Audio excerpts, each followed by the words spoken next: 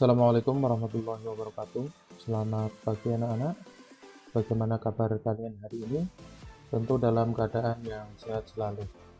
Baiklah anak-anak, pada perjumpaan kita kali ini kita akan belajar pada pembelajaran 2, masih dalam tema 3, subtema 1. Yang pertama adalah kita akan belajar bagaimana manfaat listrik dalam kehidupan kita. Ada banyak benda yang menggunakan listrik di sekitar kita, antara lain adalah lampu, kipas angin, kemudian mesin cuci, terus mungkin komputer, telepon genggam, ya, menggunakan listrik. Jadi alat-alat tersebut itu menggunakan listrik. Listrik memiliki banyak manfaat bagi kehidupan kita. Nah, berikut ini beberapa manfaat dengan adanya listrik. Yang pertama yaitu lampu. Dengan adanya lampu ya yang menyala karena listrik, kita bisa belajar pada malam hari tanpa merasakan gelap. Kemudian berikutnya ada kipas angin. Ini juga menggunakan listrik. Apabila udara panas, kita nyalakan kipas angin, otomatis udara menjadi sejuk. Berikutnya ada blender. Ini blender. Ini berfungsi untuk melembutkan, menghancurkan makanan ya. Contoh kita mau membuat jus ya, menggunakan blender. Dan blender ini tentunya menggunakan listrik. Berikutnya ada kulkas ya, atau lemari es. Ini berfungsi untuk menyimpan makanan agar awet ya, tetap dingin. Berikutnya ada mesin cuci. Ini digunakan untuk mencuci secara otomatis. Ini juga menggunakan listrik ya. Berikutnya ada pompa air. Ini juga menggunakan listrik. Dan ada televisi. Ini juga menggunakan listrik. Nah, tentunya kalian dalam kehidupan sehari-hari kalian bisa menyalakan lampu ya, menyalakan kipas, kadang membuat jus sendiri ya, kulkas atau menyimpan makanan di kulkas, mencuci dengan mesin cuci, mengambil air dengan pompa air, dan menonton televisi. Nah, dengan alat-alat tersebut kehidupan kita akan terbantu lebih mudah. Namun, kita juga harus bertanggung jawab saat menggunakan listrik. Nah, kita tentu merasa senang karena mendapat manfaat dari adanya listrik. Namun, belum semua masyarakat di Indonesia itu dapat merasakan manfaat dari adanya listrik. Masih ada beberapa daerah di Indonesia yang belum terjangkau oleh jaringan listrik.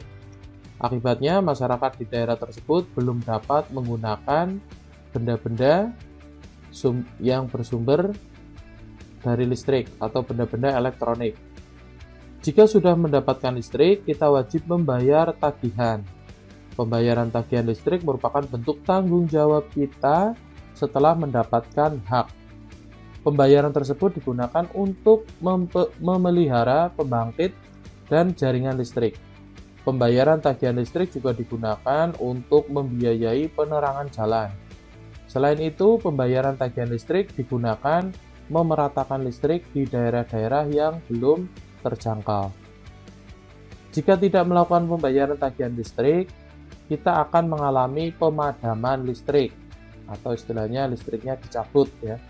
Selain itu, pemadaman juga dapat terjadi karena pasokan listrik berkurang atau adanya perbaikan jaringan. Saat mengalami pemadaman listrik, kita pasti merasa susah ya. Biasanya mengeluh, waduh mati lampu. Akan kesulitan untuk melakukan kegiatan sehari-hari ya. Jadi biasanya kita susah melakukan kegiatan sehari-hari jika terbiasa sudah menggunakan alat-alat yang bersumber energi listrik. Untuk menghindari terjadinya pemadaman listrik, kita dapat melakukan beberapa hal. Kita dapat membayar tagihan listrik tepat waktu. Kita dapat menghemat penggunaan listrik agar pasokan listrik tetap terjaga. Kita hindari menggunakan banyak benda elektronik dalam waktu yang bersamaan. Nah, itu untuk menghemat pemakaian listrik. Nah, ini gambar loket pembayaran listrik ya. Tapi saat ini listrik itu ada dua, yaitu listrik prabayar dan pasca bayar.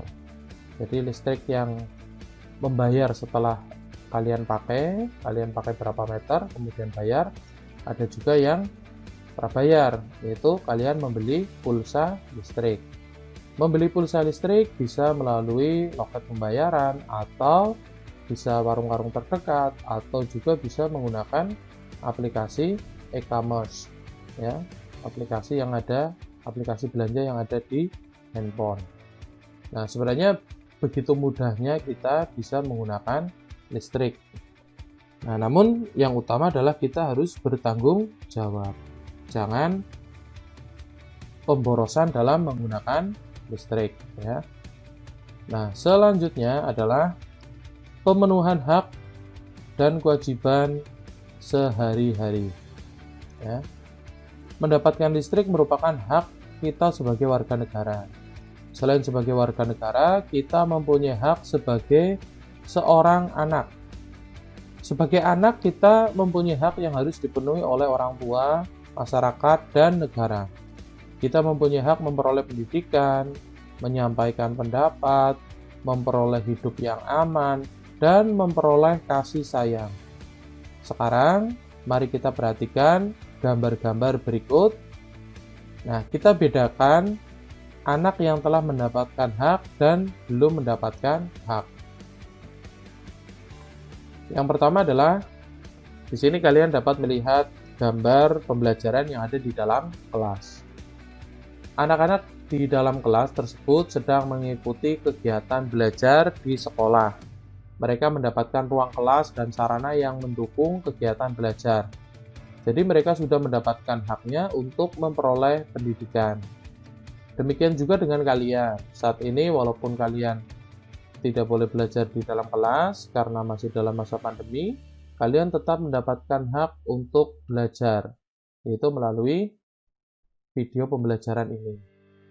Nah, berikutnya adalah di sini ada gambar sebuah keluarga ya.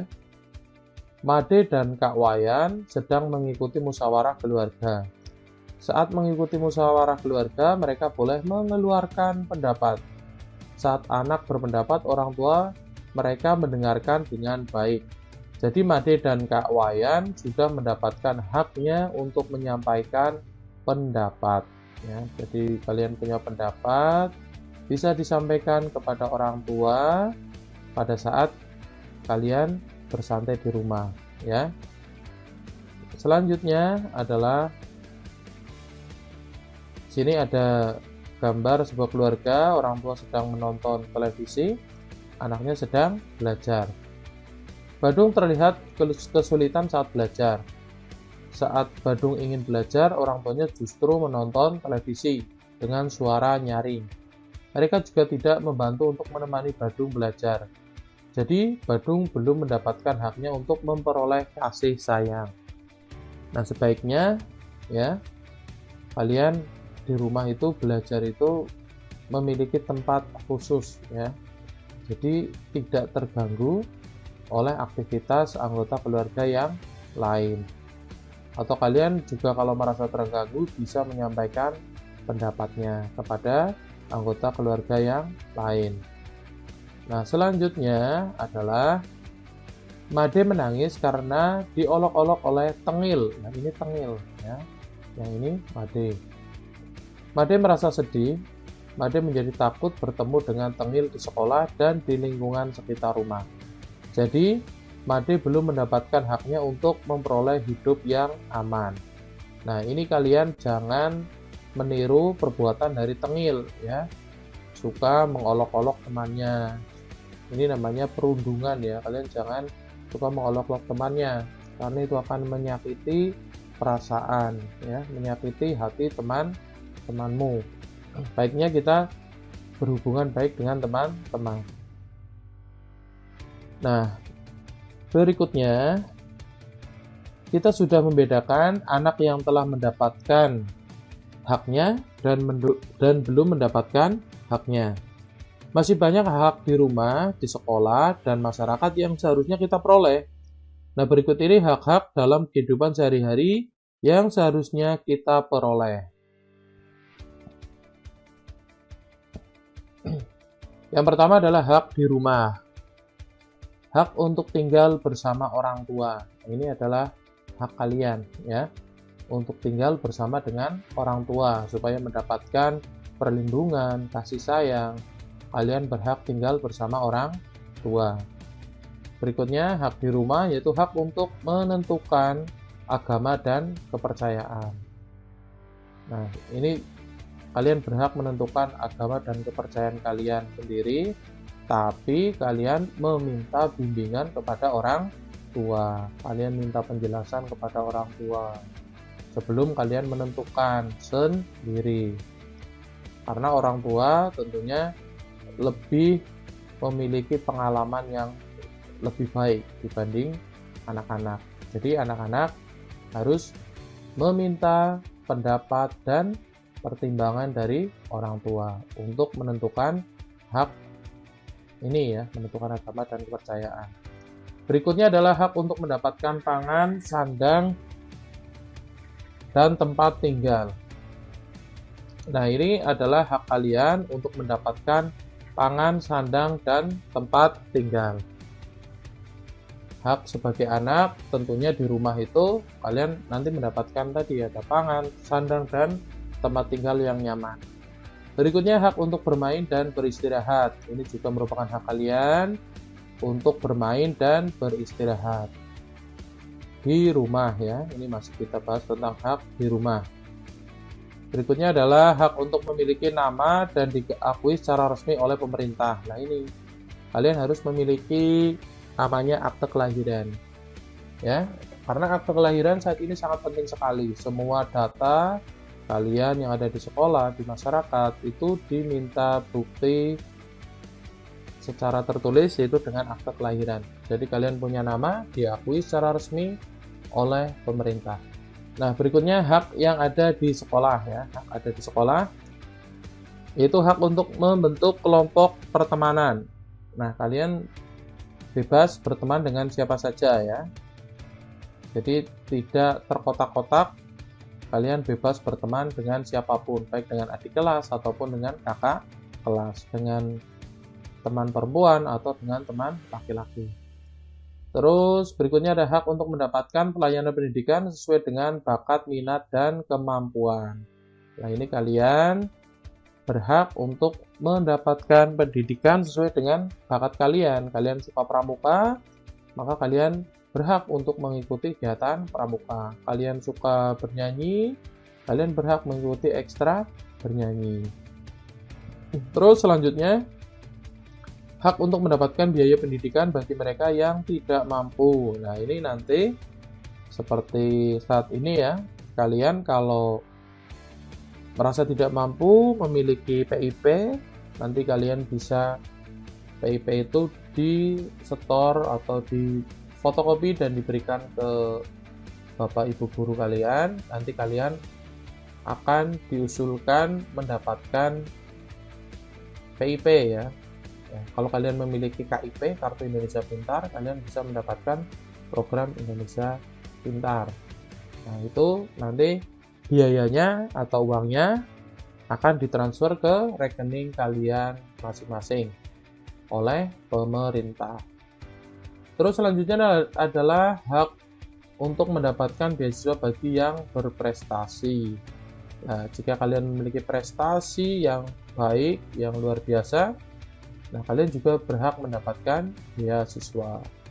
Terus hak untuk memperoleh pengajaran dari guru. Nah, tentunya kalau kalian di sekolah pasti belajar dengan Bapak Ibu guru, ya. Terus berikutnya adalah hak di masyarakat.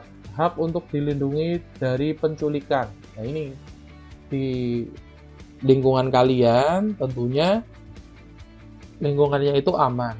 Kalian aman dari penculikan, pencurian. Maka dari itu biasanya di lingkungan diadakan ronda bersama untuk menjaga keamanan lingkungan. Terus hak untuk dilindungi dari kekerasan atau penganiayaan. Nah, kita harus hidup rukun dengan tetangga. Kita harus selalu menghargai, saling menghormati, supaya tidak terjadi kekerasan dan penganiayaan. Terus berikutnya hak di masyarakat adalah hak untuk mempraktikkan budaya, bahasa, dan agama yang dianut. Nah, ini kalian bisa mengikuti kegiatan budaya yang ada di masyarakat, ya, terus mengamalkan agama yang dianut, ya, sesuai dengan lingkungan masyarakat tersebut, sesuai dengan kepercayaan kalian, ya. Berikutnya adalah hak untuk mendapatkan kesehatan yang terbaik. Nah, ini mendapatkan kesehatan yang terbaik. Kalian bisa mendatangi puskesmas atau dokter keluarga jika kalian memiliki kartu BPJS untuk mendapatkan pelayanan kesehatan yang terbaik. Terus berikutnya hak di masyarakat adalah hak untuk mendapatkan lingkungan yang bersih dan aman. Nah, lingkungan yang bersih dan aman akan tercipta apabila kalian juga ikut berpartisipasi dan bertanggung jawab untuk menjaganya. Nah, hak adalah sesuatu yang harus kita peroleh atau kita rasakan. Hak yang kita peroleh dapat dipengaruhi oleh beberapa faktor. Nah, mari kalian perhatikan faktor yang mempengaruhi hak kita pada tabel berikut. Nah, contoh misalkan di rumah, faktor-faktor yang mempengaruhi hak ketika di rumah adalah keadaan ekonomi keluarga. Ya, berikutnya adalah kesadaran orang tua, aktivitas orang tua. Kita bahas keadaan ekonomi keluarga. Nah, jika keluarga berada, kemungkinan kalian bisa mendapatkan semua hak kalian. Tapi jika keluarga yang kurang berada, kemungkinan ada beberapa hak yang tidak bisa terpenuhi. Terus berikutnya kesadaran orang tua. Seperti tadi contoh, ya, ada anak yang sedang belajar, namun orang tuanya badung tadi ya. Badung sedang belajar, namun orang tuanya malah menonton televisi dan menyetelnya dengan keras. Nah, itu contoh kesadaran orang tua masih kurang terhadap hak anak untuk belajar. Berikutnya adalah aktivitas orang tua, maksudnya. Nah, orang tua kalian memiliki latar belakang pekerjaan yang berbeda-beda. Ada yang memiliki waktu khusus untuk mencurahkan kasih sayang kepada anak-anaknya. Ada juga yang sibuk dari pagi sampai malam untuk bekerja, sehingga tidak memiliki waktu untuk mencurahkan kasih sayang kepada orang tuanya. Nah, itu contoh kondisi, ya, latar belakang untuk memperoleh hak di rumah. Jadi tergantung pada keadaan ekonomi keluarga, kesadaran orang tua, dan aktivitas orang tua. Berikutnya adalah ketika di sekolah, itu juga memiliki faktor atau latar belakang berbeda-beda antara sekolah yang satu dan sekolah yang lain. Contoh misal kebijakan di sekolah, ya. Nah, kebijakan di sekolah misalkan siswa yang pandai mendapatkan beasiswa berprestasi. Nah, itu jika sekolahnya memiliki dana yang lebih, itu bisa disalurkan untuk beasiswa anak berprestasi. Namun, apabila sekolah tidak memiliki anggaran tersebut, tentunya kebijakan tersebut tidak bisa dilaksanakan. Nah, faktor berikutnya adalah tentang hak di sekolah, adalah aturan di sekolah yang dibuat bersama, ya, antara guru, siswa, dan orang tua siswa melalui komite sekolah. Itu akan mempengaruhi hak anak. Terus perilaku warga sekolah. Nah, ini perilaku warga sekolah itu contoh misalkan kalian berhak mendapatkan lingkungan yang bersih, nyaman. Nah, namun itu harus disesuaikan dengan latar belakang atau faktor-faktor dari anggota sekolah tersebut, warga sekolah tersebut. Bagaimana perilakunya? Apakah sudah membuang sampah pada tempatnya, terus rajin melakukan piket. Nah, jika itu sudah berjalan dengan baik, maka kalian bisa mendapatkan hak mendapatkan lingkungan sekolah yang nyaman. Terus berikutnya adalah ketika di masyarakat, faktor apa saja yang mempengaruhi hak di masyarakat? Yang pertama adalah keadaan sosial masyarakat, ya. Keadaan kultur sosial masyarakat bagaimana, itu juga akan mempengaruhi kalian mendapatkan hak di masyarakat. Terus pemerintah setempat. Nah, ini pemerintah setempat apakah peduli dengan warganya atau tidak? Nah, itu kadarnya itu berbeda-beda antara lingkungan yang satu dan lingkungan yang lain. Terus berikutnya adalah kesadaran masyarakat. Nah, hak kalian untuk mendapatkan hidup yang nyaman, aman di masyarakat juga tergantung dari kesadaran masyarakatnya. Apakah mau menjaga lingkungan atau tidak. Demikian tadi bagaimana hak-hak yang ada di rumah, di sekolah dan masyarakat, dan faktor-faktor yang menyebabkan kalian bisa mendapatkan hak tersebut atau tidak. Selanjutnya kita akan belajar mengenal interval nada. Kita memiliki hak untuk belajar dan bermain. Salah satunya adalah belajar dan bermain musik. Saat bermain musik, kita akan belajar tentang nada dan tangga nada. Nada adalah tinggi rendah bunyi dalam lagu. Sementara itu, tangga nada adalah urutan nada-nada yang disusun secara berjenjang. Nada-nada yang tersusun dalam tangga nada memiliki jarak tertentu. Jarak antara satu nada dengan nada yang lain dinamakan interval nada atau selang nada. Nah, sekarang kita akan belajar tentang interval nada pada tangga nada diatonis mayor. Tangga nada diatonis mayor memiliki interval nada 1, 1, setengah, 1, 1, 1, setengah. Agar lebih jelas, kita perhatikan tangga nada dan intervalnya berikut ini. Nah, kalian sudah bisa memperhatikan ya. Di situ ada tangga nada ini naik ke atas, tangga nada. Nah, di sini intervalnya, jarak antar nada.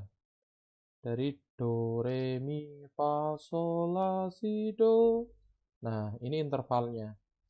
Nah, sekarang kita coba memainkan ya dengan menggunakan piano ya.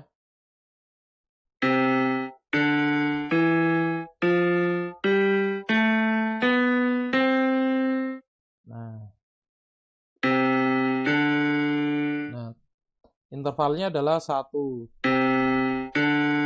re. Nah, intervalnya 1, kemudian ini jaraknya juga 1. Kemudian mi, fa, ini setengah. Nah, berikutnya adalah fa, sol ya. Ini intervalnya 1.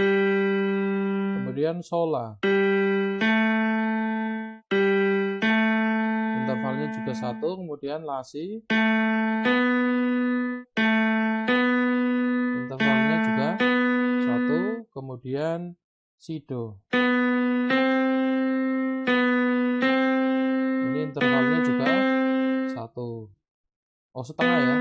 Si, do intervalnya setengah. Nah, kalau pada piano kalian dapat melihat ya, kalian dapat mengamati di sini. Nah, antara do, re itu ada tut berwarna hitam. Maka dari itu jaraknya adalah 1. Ini juga jaraknya 1, ada tut hitamnya di atas. Kemudian mi, fa setengah karena tidak ada tut hitamnya. Nah, fa, sol ini juga 1, ada tut hitamnya. Sol, la 1, ini juga karena ada tut hitamnya. Kemudian la, si, ini juga 1. Kemudian si, do, ini setengah. Nah, itu tadi ya tentang mengenal interval nada. Nah, berikutnya kita dapat belajar menyanyikan nada dengan interval tertentu. Kita dapat belajar menyanyikan nada-nada yang memiliki jarak nada setengah, ya, memiliki jarak nada setengah seperti ini. Kemudian 1, 1,5, dan 2. Nah, mari kita perhatikan ya tabel interval nada berikut ini. Nah, kalian perhatikan tabel interval nada berikut ini. Contoh misalkan di sini ya, do re ya. Mari kita bunyikan ya. Do re. Nah, ini intervalnya 1. Kemudian re mi.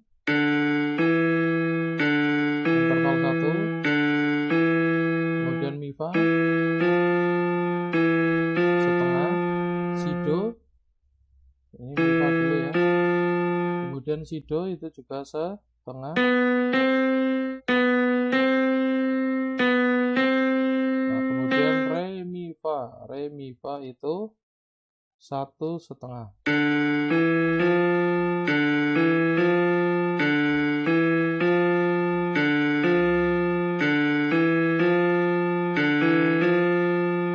Nah, itu bagaimana kita membunyikan sesuai dengan interval nada. Berikutnya,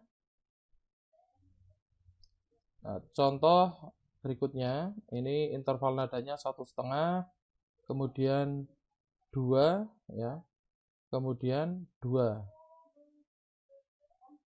ya. Contoh nada yang dinyanyikan mi sol. Mi sol itu 1,5, ya. Coba kita nyanyikan dari mi sol.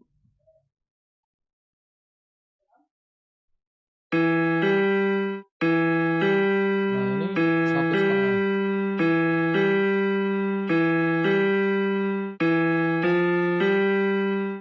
Ini setengah, ini 1, maka ini 1,5. Nah, kemudian kalau 2 itu misal do ke mi.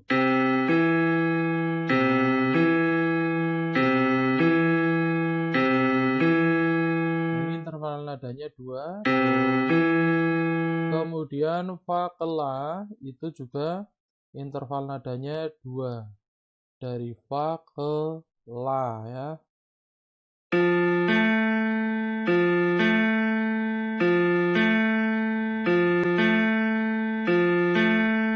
Nah, itu interval nadanya 2.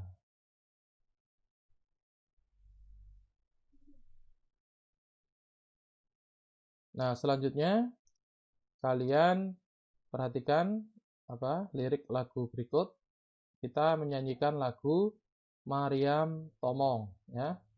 Nanti kalian bisa belajar di rumah ya, menyanyikan lagu berikut ini.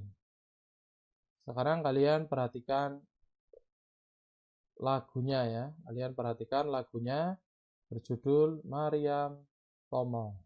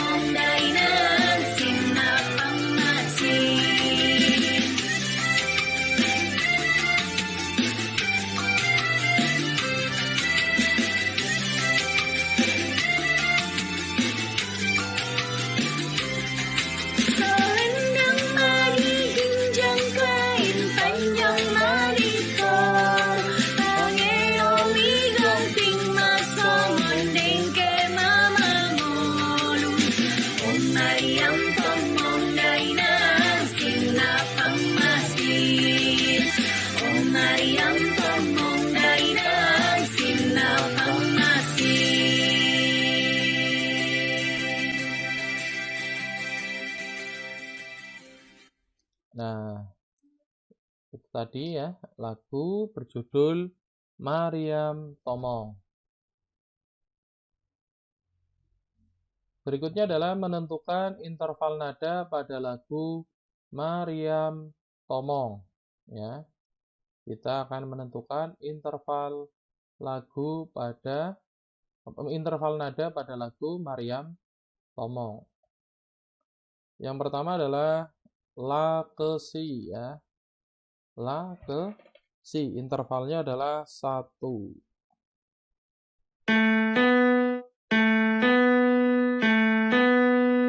Kemudian sol la.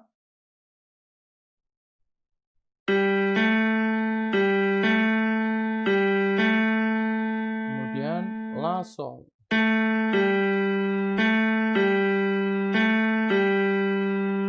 Berikutnya sol fa.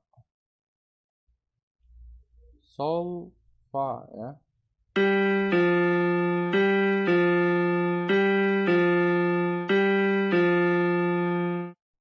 Nah, itu tadi bagaimana menentukan interval nada pada lagu Mariam Tomong. Nah, selanjutnya mi re ya. Mi re.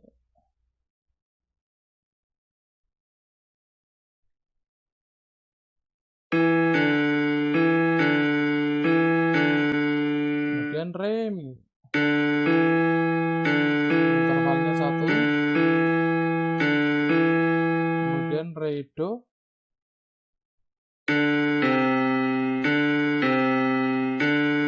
Intervalnya juga 1.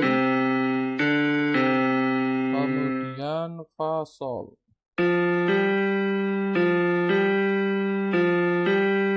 Kemudian mi fa. Mi fa. Ini intervalnya setengah ya.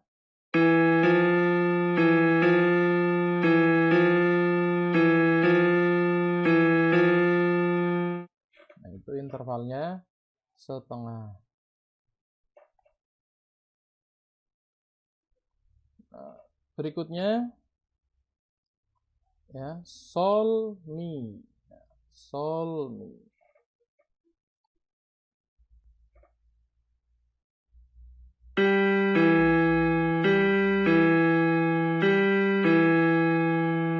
Intervalnya itu 1,5.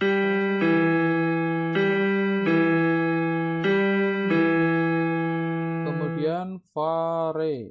Intervalnya juga 1,5.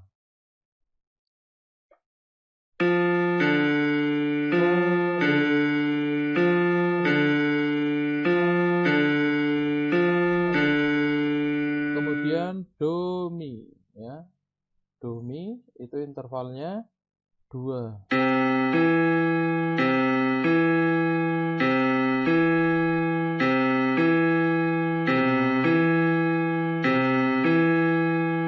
Kemudian si sol. Intervalnya itu juga 2.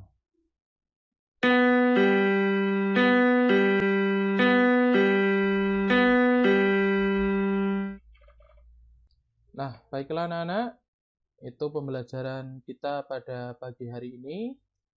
Kalian tadi sudah belajar tentang menentukan bagaimana mendapatkan hak, dan kita juga belajar lagu Mariam Tomong dan interval nada. Sampai jumpa pada pembelajaran berikutnya. Wassalamualaikum warahmatullahi wabarakatuh.